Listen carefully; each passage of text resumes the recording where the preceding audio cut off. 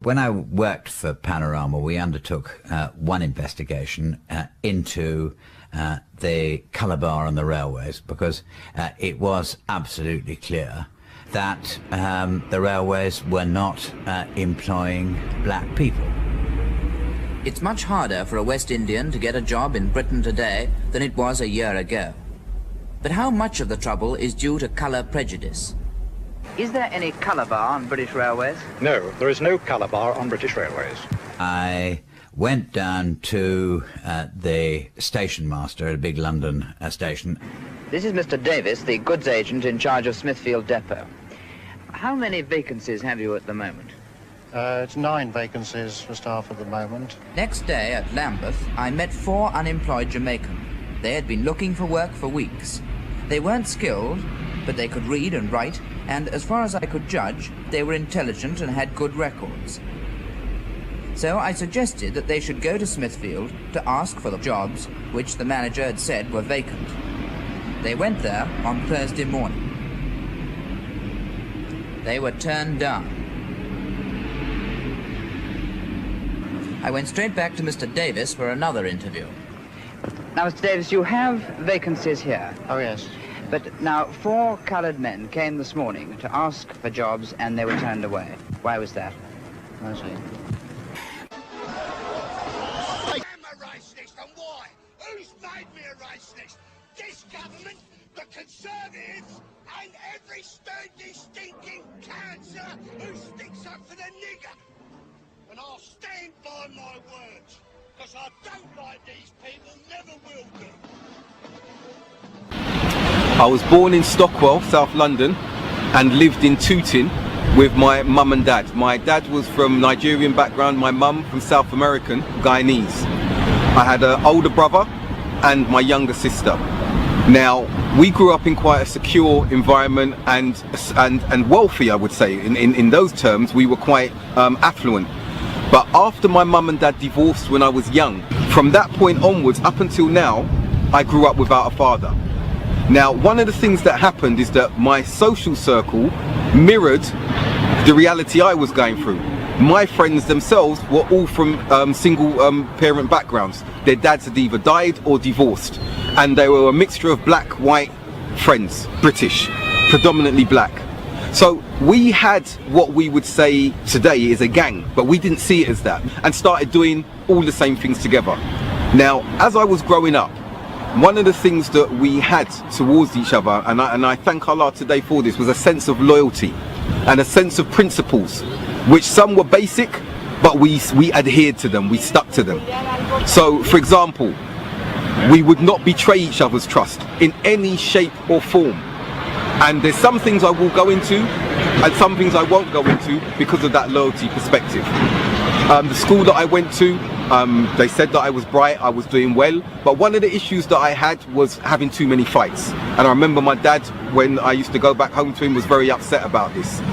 But that toughened me up in a sense, because it prepared me for what was going to start happening as we grew into our teenage life. Now, because of that sort of violent youth as a child, my parents didn't let me go to the school. Even though they're divorced, they'd agreed that I shouldn't go to the school in the local area of Tooting, Ernest Bevin, because they felt that my temperament would still be the same. So what they did first was they sent me to Clapham Common, a school there, Henry Thornton, an inner city school, again multicultural. I really enjoyed it, but they pulled me out of there after a year. Again, similar things with regards to fights, but not only that, they felt that academically the school was not suited to where they thought I should be. So what actually happened is they found a Roman Catholic school. My dad was a Roman Catholic. My mum had agreed during the marriage, after the marriage, that she would raise us as Catholics. So they found a school in Wimbledon, John Griffiths, Roman Catholic school, and there was my second, I think, cultural shock. Because when I went to that school, I was the only black boy in the class, and that stayed the same throughout the school. And at first I had to deal with a lot of racism, coming from South London, being the background, coming from the background that I came from. Obviously, anything racist that was said to me, I was fighting, always fighting. I wouldn't tolerate it. The racism that I experienced at the time was actually white on black. So that black and white racism was very, very apparent. There was the National Front, some would know it as the BNP now, and then you've got EDL and these groups here. But the National Front was an actual party that were against black people being in the UK, and they didn't hold us to be British whatsoever. The left failed to stop the march in Leicester 12 days ago, and the front claimed it as a victory. John Tyndall is chairman of the National Front. He claims that the party is growing, but he won't reveal its total membership. And now there has risen a force representing the will of the British people to be great again, which has proved time and time again, and will prove time and time again in the days and the years to come, that come all the red mobs, come all the threats, come all the violence, come all the insults, we will keep marching on, and they will stop us!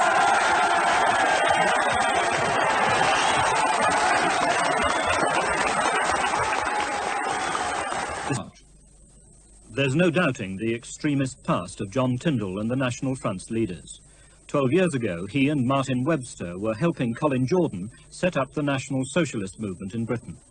In 1962, Tyndall and Jordan were jailed for organising, training and equipping a paramilitary organisation, Spearhead.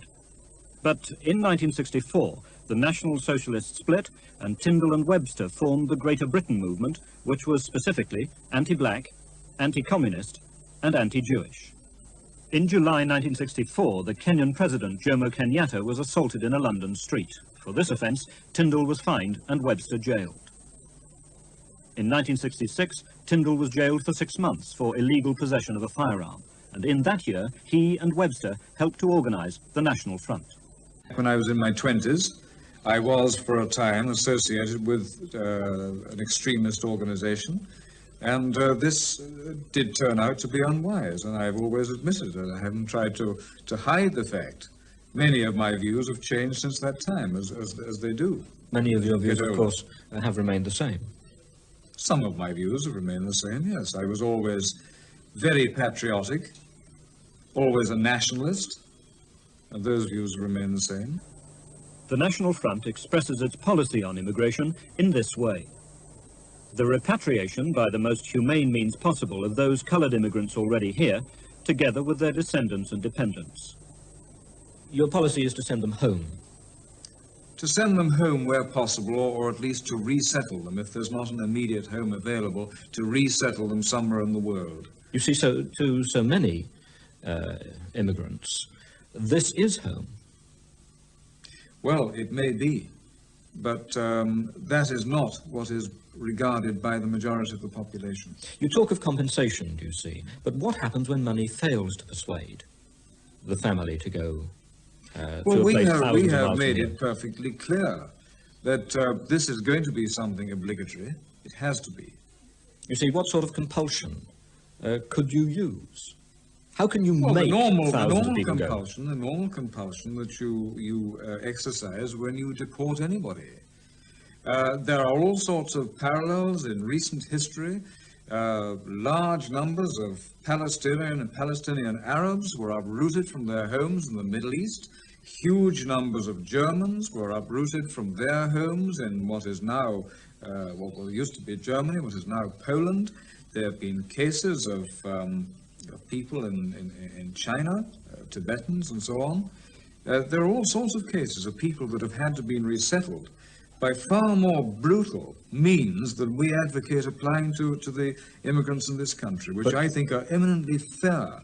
But you wouldn't suggest that any of the three examples that you've just mentioned were ideal solutions? No, certainly not. But they do at least show that these things this resettlement can be accomplished over a space of time. You must see the practical problems here. You must, if you're serious about this policy, you must see that it is going to cause untold suffering and hardship and anguish. Of course I see the practical problems. Of course I see, and I've said to you, that it could cause suffering. You say untold suffering. I only say that there is going to be more suffering in the future if the problem is not tackled. When you're in power, will you frown on mixed marriages? Yes, we're not in favour of mixed marriages. How would you discourage them? Well, that isn't something that we've come to any conclusions about at the moment. There are not an enormous number of mixed marriages in this country at the present time, and we would attempt to educate people into an understanding of the bad consequences of mixed marriages. What, at school level and... Yes, if necessary. Do you believe that the white man is ethnically superior? Yes, undoubtedly. Do you think that you're going to see the day when the National Front forms a government in this country? I don't just think, I'm sure of it. So I'll give an example. One of the first racist experiences I had in school, when I first joined the school, the teacher, she was racist, Mrs. Hardiman. I remember her name well. And she was doing opposites. And she did this deliberately. So she was saying like, as hot as cold as. And that this was at the end of the lesson. So then she said, as white as, and they said as black as, and one of them, Dermot Larkin, he was a West Ham supporter, bootstraps, everything, DMs, everything, said as black as, and he looked at me and said, as black as Baker. My surname's Baker, so obviously he was saying in school we didn't call each other by first names. We'd call Baker, Smith, John. So he said as black as Baker, being the only black guy in my class. Everyone started laughing. And that was my first week in school. So now what happened? Being from South London, coming from the background that I came from, I met this individual downstairs. Now after I dealt with him, an individual saw this guy's different. We've got to be careful with him. The racism that I experienced was the tail end of the racism that our parents had experienced when they came, for example, from Jamaica with the Windrush in the late 40s, the early 50s. It was the tail end of that, because we were now the second generation. We were British, born, bred British. So we saw that you heard those racist statements, just because a dog is born in a stable doesn't make it a horse. And like saying, so because we were born in the UK, being black people didn't make us British at all, you had to be white. It was inherent in the classroom, it was inherent in some of the ways that the teachers taught, carried right the way through from me being in school to my teenage years. As we became teenagers from the age of 12, 13, being stopped and searched according to the sus laws. Minorities began to speak out about language they found offensive. Come to me, it's not a disrespectful term to a black man, it's just a general term covering black people. What's going on? It's on a paddock. What the officer just said is this: he understands the word coon to mean a general term to cover coloured people. Race relations was certainly there, and in a sense it was a very important one. However, the police were far from delighted by Roy Jenkins' liberal agenda. One of the most difficult meetings I've ever done in my life was a thing called the Metropolitan Police Boards had a sort of day out. They all turned up in Westminster Central Hall. But the one thing which really got them excited was when I said there is no doubt that we have to contemplate having a substantial black or coloured element within the police force. And they screamed for about 2 minutes then. Never forgotten that. Being thrown in the back of police vans, being picked up off the underground, taken off the train station and taken into the back of cars. And then in one case there's a police station that's closed down now in Clapham, Nightingale Lane, where I used to live, where my mum and dad did first divorce. And there's a hut that's outside there and they called it the meat place.